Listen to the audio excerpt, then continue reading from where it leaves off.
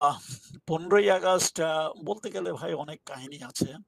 আ আমরা যারা যুদ্ধ করেছি তাদের মনের ভেতরে অনেক আ তাদের মনের মধ্যে অনেক সরি তাদের ধ্যাত্তেরি না সমস্যা হচ্ছে না স্যার আমাদের বলেন। আমার এই ডিস্টার্ব করতেছে একটা ব্যাপারে। আ সরি। তো যুদ্ধক্ষেত্রে আমার ওরকম কোনো কারো সাথে কোনো পরিচয় হয় নাই, দেখা হয় নাই। পরবর্তী পর্যায়ে অনেক কাহিনী শুনেছি। কিন্তু কোনো as I said আমি সম্মুখ যুদ্ধে ছিলাম। তো পলিটিক্যাল এলিমেন্ট এর সাথে আমার কোনো দেখা সাক্ষাৎ হয়নি। আমি বলতে পারব না এই ব্যাপারে কিছু। সরি তোমার প্রশ্নটা কি ছিল? 15ই আগস্ট ও কোন ১৫ই আগস্ট সরি। জি, জি।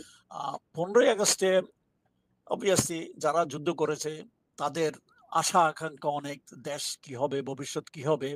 সেই হিসাবে একজন ইয়াং অফিসার হিসাবে তো আমার মনের মধ্যে এরকম ছিল। কিন্তু যুদ্ধের পরবর্তী পর্যায়ে অবস্থা পরিস্থিতি দেখে আমরা অনেক হতাশ হয়ে গেছি।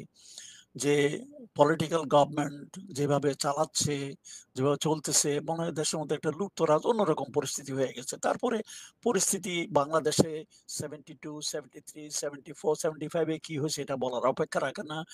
ম্যান মেড দুর্ভিক্ষতে কি পরিস্থিতি হয়েছে আমরাও সেটা জানি, দেখেছি। এই পরিস্থিতিতে কিছু একটা করা যায় কিনা এই নিয়ে আমরা ইয়াং অফিসাররা নিজেদের মধ্যে আলাপ আলোচনা করতাম। হয়তো সিনিয়রদের মধ্যেও আলাপ হইতো কিন্তু কেউ এটা শেয়ার করতাম না। আফটার অল এগুলা মানে গোপনে বলা হতো। গোপনে আলোচনা করা হতো। তো 75 এর যে ঘটনাটা ঘটে এটা আগে থেকেই কল্পনা ছিল। তারপরে বাকশাল হওয়ার পরে মুজিব যখন বাকশাল করে তখন এটা আরো একটু ভালোভাবে চিন্তাভাবনা শুরু করা হলো। আ আর আমি বলি আমি কিন্তু মূল পরিকল্পনার সাথে খুব একটা জড়িত ছিলাম না। নিজেদের মধ্যে আলাপ আলোচনা করতাম। আর তখন আমার চাকরিও নাই। বাইরে মানে অবস্থা তারপর আর্থিক অবস্থা খুবই খারাপ ছিল। যে কিছু একটা রোজগার করার জন্য ধান্দা-টান্দার মধ্যে ব্যস্ত ছিলাম। তবে ক্যান্টনমেন্টে যেতাম, বন্ধু-বান্ধবের সাথে আলাপ হতো। মোস্টলি আমার ইউনিট ছিল টু ফিল্ড, তখন টু ফিল্ডের সিও ছিল রশিদ। আ যে ১৫ই আগস্টে ছিল সেই রশিদের সাথে আলাপ-সালাপ করতাম। আমার লোকজনের সাথে আলাপ করতাম। আর ইউনিটে যেতাম। আ কোন অর্ডার-টর্ডার নিয়ে যদি কিছু একটা কন্ট্রাক্ট ব্যবসা করতে এটাই ছিল। খুব একটা মানে সন্তোষজনক ছিল না। পয়সা কড়ি নাই। ব্যবসা করতে তো পয়সা লাগে। অনেক বন্ধু-বান্ধবের কাছে গেছি যারা ব্যবসায় প্রতিষ্ঠিত ছিল। তাদের কাছে সাহায্য চাইছি। খুব একটা মানে আশাবাঞ্ছক সাহায্য পাইনি। যাই হোক, এরকম পরিস্থিতিতে আমার মনে হয় একদিন রশিদের সাথে আলাপ করতেছিলাম। দেশের অবস্থা এসব নিয়ে আলাপ-সালাপ করতেছিলাম। তো রশিদ আবার একটু কথা-টথা কম বলে। চাপা সে বেশি কথা বলে না। তো বলার সময় বলল যে, "তুমি কি ঢাকার বাইরে কোথাও যাওয়ার প্ল্যান আছে?" আমি বলছি, "না, ঢাকাতেই আছি।" তো সপ্তাহ খানেক আগে ১৫ই আগস্টে তখন বলল যে, "ঠিক আছে ঢাকায় থেকো।" তো আমি তখন বুঝতে পারি নাই তখন কি। আমি ভাবছি আমি অর্ডার-টর্ডার নেওয়ার চেষ্টা করতেছি হয়তো উনি আমাকে বড় একটা অর্ডার দিবেন। এজন্যই বলতেছে ঢাকায় থাকতে। তারপরে আমি ভুলে গেছি আমি নিজের কাজে-টাজে ব্যস্ত। ১৫ তারিখে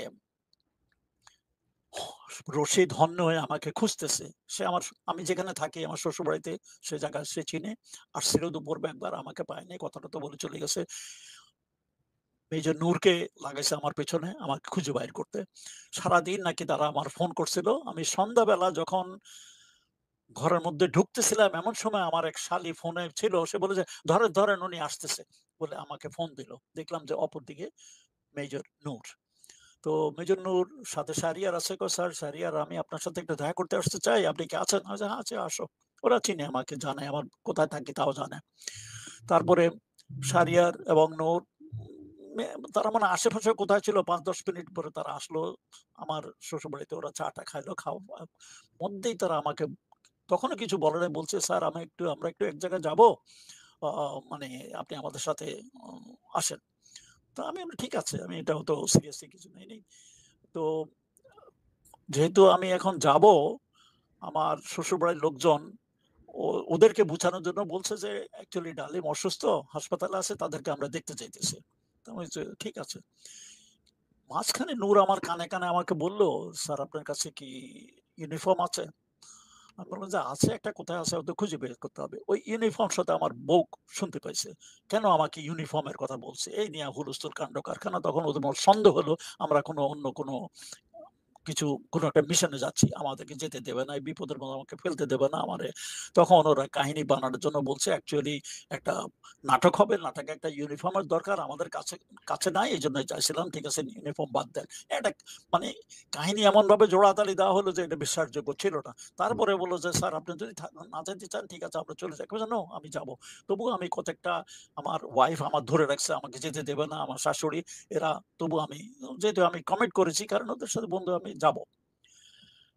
একমাত্র ব্যক্তি যিনি চুপচাপ ছিলেন আমার শ্বশুর। বয়স্ক মানুষ, প্রাক্তন ইঞ্জিনিয়ার। উনি পরবর্তী পর্যায়ে শুনে উনি বলেছেন, "রাশেদকে যেতে দাও।" কারণ আমার রাশেদের উপর বিশ্বাস আছে। সে এমন কোন কাজ করবে না যাতে মানে আ খারাপ কিছু হয়, ভালো যদি কিছু করতে চায় ভালোর জন্যই করতে চাইতেছে।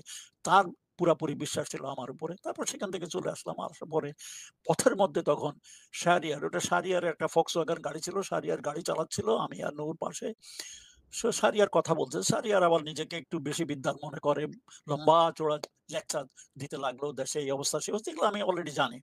তখন তখনও পুরাপুরি সে বলছে কিছু না কিছু একটা করতে চেষ্টা করছে এরকম একটা ভাবখানা পেলাম আরকি।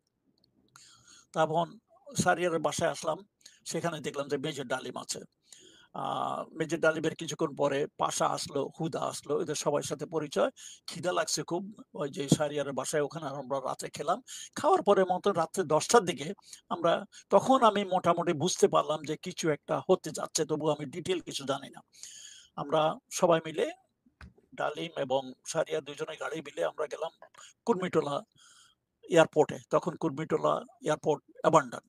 ১০ বছর থেকে পয়সার অভাবে এটার কাজ আর অগ্রগতি হতে পারে নাই। সেই একটা খালি জায়গাতে রাত্রেবেলা আমরা ওখানে বসে আছি। Actually we were waiting for Joydebpur থেকে 16 বেঙ্গলের আসা কথা।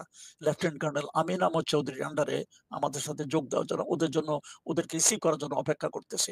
১ ঘন্টা পর্যন্ত আমরা অপেক্ষা করতেছি, আসে না। ইতিমধ্যে রশিদ আসছে একবার। রশিদ এসে আমাকে দেখে খুব খুশি। আমার একবারে মানে আ হাত শেক করে বলে যে, "থ্যাংক ইউ তুমি আসছো।" আমি বললাম তা রশিদ কিন্তু আমার শ্বশুরবাড়িতে গেছিল দুপুরে আমাকে খোঁজার জন্য, পাই নাই। সারাদিন সে হন্যে হয়ে আমাকে খুঁজতেছে। এইজন্য যে টু ফিল্ড আমার হাতে গড়া লোক। টু ফিল্ড যুদ্ধের সময় আমরা একত্রে ছিলাম। টু ফিল্ডের সবাই আমার প্রতি লয়াল। আমি তাদেরকে যা বলব তারা আমার কথা শুনবে। এইজন্যই সে আমাকে খুঁজতেছিল। তারপরে বলল যে, "আমি হ্যাপি তো তুমি আসছো।" তো আমি বললাম, "স্যার আমি এখনো কিচ্ছু জানি না কি আমরা" কয়, "সবকিছু জানতে পারবা। থাকো সবার সাথে।" আমার সাথে এসে চলে গেছে। Because he was very tired the whole day. হুম, রশিদ চলে গেছে। আমরা ঘন্টাখানেক ওখানে অপেক্ষা করে যখন দেখলাম যে 16 বেঙ্গল আসতেছে না, এখন চিন্তা করতেছি ওয়েদার কারণ 16 বেঙ্গল ইস এ ইনফ্যান্ট ইউনিট, বিগ ইউনিট। আর বাকি আমাদের যে লান্সার্স এবং আর্টিলারি ওরা অল্প ২০০-৩০০ লোকজন ওইদিকে আ এত বড় একটা অপারেশন করা যাবে কিনা এইজন্য 16 বেঙ্গলের আমাদের দরকার ছিল। কিন্তু আমরা 16 বেঙ্গল যত আসতে পারে নাই, তো আমি চিন্তা করতেছিলাম আমরা কি ওয়েদার উই শুড অ্যাবান্ডন ইট। কারণ এখনো সময় আছে আমরা নিজের জায়গায় চলে যেতে পারবো। কেউ কিছু বলবে না।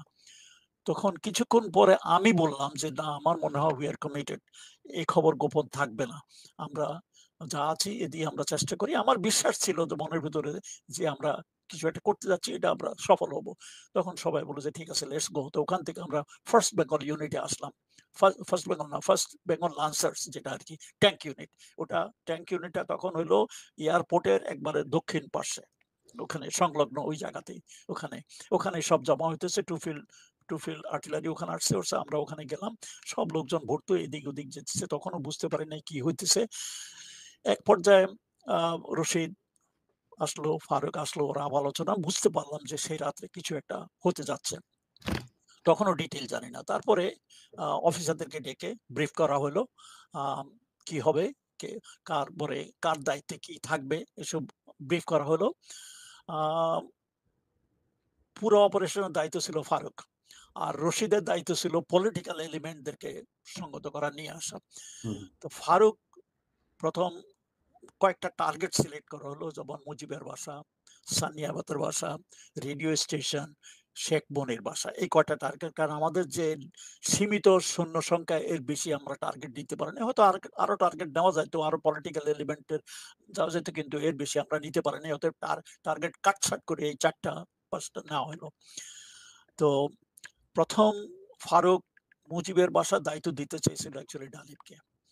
তো ডালিম একটু নিজের অপারগতা প্রকাশ করলো যে মুজিবের সাথে তার একটা বিশেষ সম্পর্ক আছে, সে ওখানে যেতে চায় না। তার অন্য কোনো কারণ থাকতে পারে আমি জানি না। সে একটু অপারগতা দেখা দিল। কিন্তু যেহেতু এটা মেজর টার্গেট, এজন্যই ফারুক কিন্তু ডালিমকে সেই দায়িত্বটা দিতে চাইছিল। আরেকটা কারণ হলো মুজিবের বাসায় যে গার্ড, মানে প্রত্যেক বড়, বড় জায়গাতে গার্ড ছিল। মুজিবের বাসায় যে মানে গার্ড ছিল, সেই গার্ড ছিল ফার্স্ট বেঙ্গল আর্টিলারির, কুমিল্লা থেকে আসছে। সে আর্টিলারির লোকজন যারা ডালিমের ইউনিট। ডালিম সেই ইউনিটের সিও ছিল আগে। অতএব ওরা ডালিমকে চিনে। ডালিম ওদেরকে ইজিলি কনভার্ট করে আমাদের পক্ষে নিতে পারবে। এইজন্যই ডালিমকে মুজিবের বাসায় পাঠাতে চাইছিল। কিন্তু ডালিম অপারগতা বলল যে, "না, আমার ওখানে একটু অসুবিধা আছে। আমি যেতে পারব না।" আরো অনেক আছে, আমি ওদের ডিটেইল যেতে পারি না। তখন নেক্সট পরবর্তী হলো হুদা, মেজর হুদা ছিল। আ হুদাও ফার্স্ট বেঙ্গল মানে আ আর্টিলারিতে ছিল। আ ফার্স্ট আর্টিলারির অ্যাডজুটেন্ট ছিল। সেও খুব পপুলার অফিসার। তখন হুদাকে বলল, হুদা রাজি হলো, ঠিক আছে আমি যাব।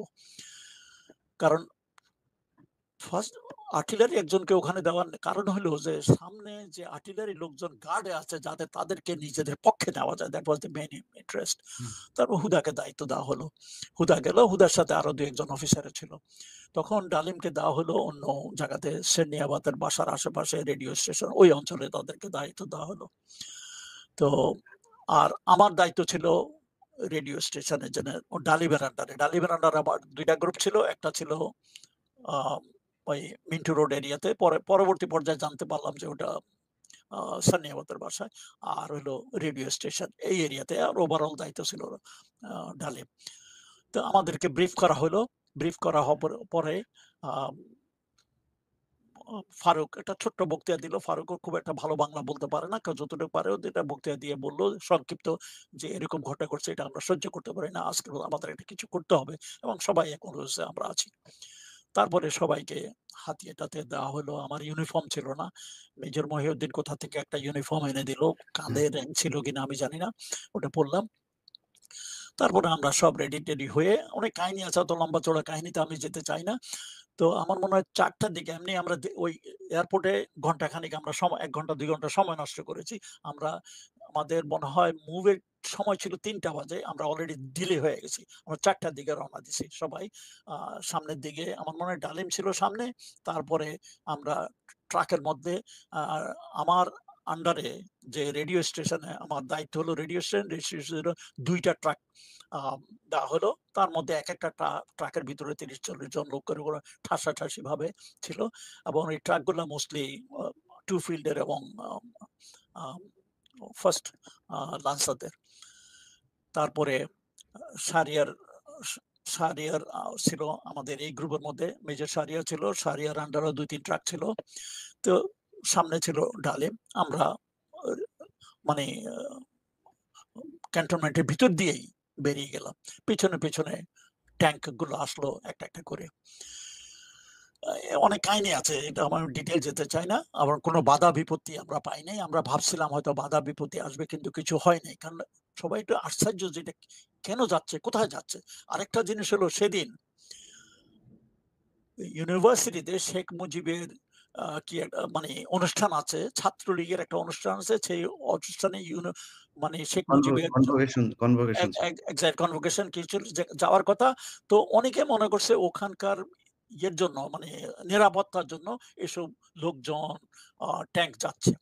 তো আমরাও গেলাম। তো আমাদের সামনে ছিল ডালিম, ডালিমের পেছনে তারপরে ১ম ছিল আমার মনে হয় শাহরিয়ারের ২ টা ট্রাক লোকজন তার দায়িত্বে। তারপরের ২ টা ট্রাকের দায়িত্বে আমি ছিলাম। তো আমাদের টার্গেট প্রত্যেকের টার্গেট আলাদা বলা আছে। তারপর বাকিরা ট্যাঙ্ক গুলাও তাদের দায়িত্ব দেওয়া হলো। কেউ এয়ারপোর্টে, কেউ মানে সেই ইয়েতে কি জানি বলে মিরপুর রোডের ওদিকে, কেউ বঙ্গভবনের ওদিকে, তারপরে কেউ আ আ জয়দেবপুর রাস্তা ওটা কি মানে এয়ারপোর্টের রাস্তার ঢাকা ওদিকে ঢাকা আ ময়মনসিংহ রোড জি। ঢাকা বামেরশিখ রোড ওদিকে স্থাপন করা হলো। অত ডিটেইল ওগুলো আমি তখন জানতাম না। আর শহরের বিভিন্ন মানে আ স্ট্র্যাটেজিক পজিশনে জন্য পাঠানো হলো। কিন্তু ট্যাংক পরে আসছে। আগে আমরাই ট্রাকে করে আমরা আগে যাচ্ছিলাম। হুম, তখন মনে হয় ভোর তখন তো ঘড়ি আমার হাতে ছিল কিনা জানি না। আমরা তো ঘড়ি ধরে এসব করতে পারতাম না। সময় জ্ঞান খুব একটা ছিল না। তখন অন্ধকার ছিল। অন্ধকারে আমরা আস্তে, আস্তে বেরিয়ে এলাম।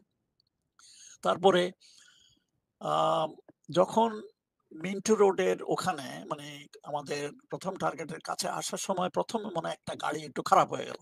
যে শাহরিয়ারের আন্ডারে যে ট্রাক ছিল একটু খারাপ হয়ে গেল। কারণ লোকজন ওটাকে ধাক্কা দিয়েছে। ওটা কাছেই টার্গেটের কাছে চেষ্টা করা হলো। আমার ট্রাক যখন আসলো আমি আমার লোকদেরকেও বললাম যে, "যাইয়া ওদেরকে একটু হেল্প করো।" কিছুক্ষণ পরে হেল্প করে ৫-১০ মিনিট সময় নষ্ট করে দেখলাম যে কিছু হচ্ছে না। আমি আবার এদিকে আস্তে ভোর হয়ে যাচ্ছে। অতএব আমি ডালিমকে বললাম, "আমি আমার টার্গেটে চলে যাই। কারণ আমার দেরি হয়ে যাচ্ছে।" ডালিম বলল যে, "যা তুমি চলে যাও।" তো ওই ৭ এর মধ্যে ২ ট্রাকে যা পাইছি ২ ট্রাকের মধ্যে ভরায় আমি আবার ডান দিকে টার্ন করে রেডিও স্টেশন থেকে চলে গেছি। এর মধ্যে শাহরিয়ারের লোকজন এবং আমার লোকজনের মধ্যে কিছু একটা মিক্স হয়ে যাইতে পারে। এরা সবাই কিন্তু আর্টিলারির লোকজন। তারপর ওদেরকে নিয়ে আমি রেডিও স্টেশনে গেলাম ২ টা ট্রাকে। আমার আগে ইনস্ট্রাকশন ছিল ১ম ট্রাক লোকজন মানে ২০-৩০ জন ৩০ জন লোকজন যারা আছে ১ম এ তারা পুরা রেডিও স্টেশনে ঘেরাও করে নিবে। ২য় গ্রুপ ২য় ট্রাকে তারা আমার সাথে থাকবে। আমরা ভিতরে যাব। তো আমার আমি যা করেছি সেটা হিসাবেই খুব এভরিথিং ওয়াস ভেরি স্পিডি। মানে সময় নষ্ট করে না। অলরেডি আমরা সময় নষ্ট করছি এয়ারপোর্টে। এখন আমাদের সময় নষ্ট করার সময় নাই। তারপরে আ অলরেডি আলো আইসা যাইতেছে। আমরা যখন রেডিও স্টেশনে যাই আমার মনে আছে অলরেডি আলো দেখা যাইতেছে লোকজন। আ আমি যখন আমার লোকজনকে নিয়ে রেডিও স্টেশনের সামনে গেলাম তখন ওখানে এমওডিসির বা পুলিশের কিছু গার্ড ছিল ৭-৮ জন। ওরা তো অ্যাকচুয়ালি মিলিটারি দেখে ভয়ে কেঁপে গেছে। আমি ওদেরকে যেমন তোমাদের কোনো ভয়ের কারণ নাই। Military has taken over. ওদের থেকে হাতিয়ারগুলো আমার একজনকে বললাম, "হাতিয়ারগুলো নিয়ে নাও।" ওদেরকে একটা রুমের মধ্যে নিয়ে বসায় রাখলাম। ওরা তো একবারে অ্যাকচুয়ালি খুব ভয় কাঁপতেছিল। আমি যে, "নো তোমাদের কোনো চিন্তার কারণ নাই। তোমরা আরামে বসে থাকো।" সামনে একজন গার্ড রাইখা দিলাম। হুম, তো আমার লোকজন নিয়ে আমি ভিতরে গেলাম। ভিতরে যাইয়া ওই তখন ভোরবেলা তো রেডিও স্টেশন তখন মনে হয় ৬:৩০ টার দিকে খোলে। এর আগে কিন্তু খোলে না। কিন্তু স্কেলেটন কিছু লোকজন ছিল ২-৪ জন টেকনিশিয়ান, বেশি লোকজনও ছিল না। তো ওরাও ১ম একটু ঘাবড়ে গেল। তো ওদেরকে আমি এক্সপ্লেইন করলাম যে, "military has taken over. Army has taken over. আপনাদের কোনো চিন্তা নাই। আমরা রেডিও স্টেশনে একটু সব দেখতে করতেছি।" ওরা দেখলাম যে সবাই খুব মানে হেল্পফুল। সবাই আমাকে কি কোথায় আছে দেখানোর জন্যই আমাকে বলল। আমি বললাম, "আমি রেডিও স্টেশনে যাবো যেখানে আমার দায়িত্ব হলো ওটা ভাষণ দেওয়ার জন্য রেডি করা।" ওই রুমে আমাকে নিয়ে গেল। আর আমার একজন সুবেদার ছিল। ওদেরকে বললাম, "আপনি বিভিন্ন জায়গাতে লোকজন বসায় রাখেন। কেউ যেন কোন যন্ত্রপাতি ধ্বংস করার চেষ্টা না করে।" তখন আমরা জানতাম না তো কে কি কিন্তু সবাই ছিল আমাদের সহায়ক। কিন্তু হুম। তখনও বুঝতে পারি না যে হয়তো কিছু বিপরীত শক্তিও থাকতে পারে। আমি বললাম, "সব জায়গায় লোক লাগাই দেন। কেউ যেন কোন রকম ক্ষতি করতে চেষ্টা না করে।" হয় নাই ইনশাআল্লাহ। তো আমি আমি ওখানে গেলাম। চেক করতেছি ব্রডকাস্টিং এর সবকিছু ঠিকঠাক আছে কিনা এবং যে একজন টেকনিশিয়ান ছিল ইয়াং মানে হি ইস ভেরি হেল্পফুল। সে দেখাই দিতেছিল। তো এমন এক পর্যায়ে আমার এক সুবেদার দৌড়ায় আসে বলল যে, "স্যার রক্ষী বাহিনী।" আমি তো একটু ঘাবড়ায় গেলাম। কি ব্যাপার রক্ষী বাহিনী আক্রমণ করলো নাকি? রক্ষী বাহিনী একটা ট্রাক যাইতেছিল আমরা তাকে মানে ঘেরাও করে রেখে দিছি। ভালো করছো। আমি বাইরে আসলাম। বাইরে এসে দেখলাম যে রক্ষী বাহিনীর লোকেরা একটু ভীত সন্ত্রস্ত ছিল। তাদের মানে এটা অ্যাকচুয়ালি ট্রাক না, এটা হাফ ট্রাকের মতো। বাইরে মনে হয় মানে গোটা ১৫-২০ এক লোক হবে। আর সামনে একজন সুবেদার। সুবেদার সাহেবকে আমি নামতে বললাম। নামতে বললে আমি ওকে বললাম পরিচয় দিলাম যে army has taken over. Everything is under army control. আপনারাও কিন্তু আমাদের সাথে আসেন। তো সে বলল যে, "স্যার আপনাদের সামনে" ভয়ে বলল যে, "না আমরা সাথেই আছি।" তখন আমি বললাম যে, "আপনার লোকদেরকে বলেন হাতিয়ারগুলা গাড়িতে রেখে নিচে নামে আসতে।" ওরা সবাই নিচে নামে আসলো। আমার হাবিলদার আরো আমার সাথে লোকজন আছে তারাও এগুলা দেখাশোনা করল। তারা এসব লোকজন চতুর্দিকে মানে স্যার রক্ষী বাহিনীর লোকজন তো মানে শেখ মুজিবের মানে ইয়ে ছিল। ইয়েস, তো শেখ তারা মুজিবের তারা লোক। যখন শুনলো যে আপনারা করেছেন, মানে তাদের প্রতিক্রিয়া কি ছিল? তারা কি কোনো উত্তেজিত হয় নাই বা আ আপনাদের সেটা আমি একটু পরে আসতেছি। সেটা আমি একটু পরে আসতেছি। ওদের প্রতিক্রিয়াটা। কিন্তু ১ম চতুর্দিকে মিলিটারি দেখে ওই একটা ট্রাকের হাফ ট্রাকের লোকজন তারা কোন কিছু করে বরং আমি তো বললাম যে ওই সুবেদার দেখলাম যে আমার কথা মতো মানে ওদেরকে লোকজনকে নামায় আর আমাদের একজন হাবালদারকে দিয়ে বললাম যে, যেই রুমে ওই পুলিশের লোকজন ছিল ওদের ওই রুমেই রাখা হইলো। একটু গার্ড বাড়ায় দিলাম। আর ওদের যে হাতিয়ার-টাতিয়ার আছে হাতিয়ারগুলা ওরা নিজে নিয়ে নিলাম। তখন ওই সুবেদারকে আমি বললাম যে, "আপনাদের কোনো অসুবিধা নাই।" লোকজনকে বললাম, "কোনো অসুবিধা নাই। আপনারা আরাম থাকেন। কারণ রক্ষী বাহিনী সম্বন্ধে আমাদের একটু সংশয় ছিল। এজন্য আমি সুবেদার সাহেবকে বললাম, "কোন রকমের গন্ডগোল চেষ্টা করবেন না। চতুর্দিকে কিন্তু আর্মি আছে।" বাই দ্যাট টাইম ট্যাংকও ২-১ টা আমাদের চারিদিকে আইসে গেছে। অতএব তারা বুঝতে পারছে পরিস্থিতি তাদের পক্ষে নাই।